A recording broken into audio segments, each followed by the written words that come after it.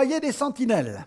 Lisons un passage magnifique dans le prophète Ésaïe au chapitre 62, à partir du verset 6 jusqu'au verset 7.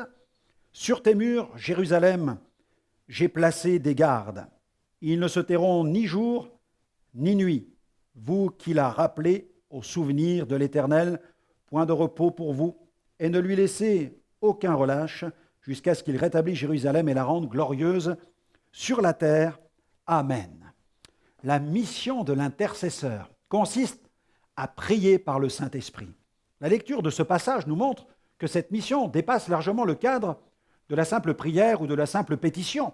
Cette mission ressemble de très près à celle d'une sentinelle qui doit veiller sur le peuple et rester vigilante, qu'il fasse jour ou qu'il fasse nuit. La sentinelle ne doit jamais se laisser gagner par le sommeil. L'esprit de la sentinelle doit toujours rester en éveil. La sentinelle ne doit pas non plus accomplir sa tâche de manière passive. Elle doit prendre à cœur sa mission et la remplir avec une bonne conscience. La sécurité du peuple sur lequel elle veille en dépend. Cette image de la sentinelle illustre très bien la mission à laquelle doit s'attendre tout disciple de Jésus qui désire ardemment être engagé dans un service d'intercession fructueux. Ce passage biblique résonne comme un appel solennel adressé à l'Église, aux membres du corps de Christ. Dieu cherche des intercesseurs d'excellence, des intercesseurs de haut niveau. Plus que jamais, l'Église doit considérer l'enjeu qui se cache derrière cet appel.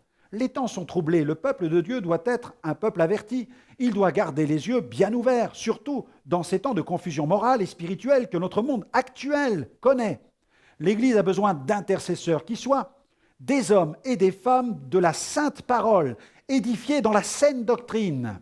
Quelle puissance lorsque les chrétiens réalisent que l'édification sur la très sainte foi et l'intercession fonctionnent ensemble. Où en êtes-vous dans la prière? Désirez-vous voir la gloire de Dieu dans ce monde et dans l'Église? Alors veillez et priez pour notre monde troublé. Veillez et priez pour l'Église de Jésus-Christ. Tenez-vous sur la muraille. J'aimerais vous recommander cette prière aujourd'hui. Seigneur, je veux reprendre ce poste de sentinelle que j'ai abandonné. Je veux être de ceux et celles qui intercèdent pour l'Église et pour ce monde qui se perd.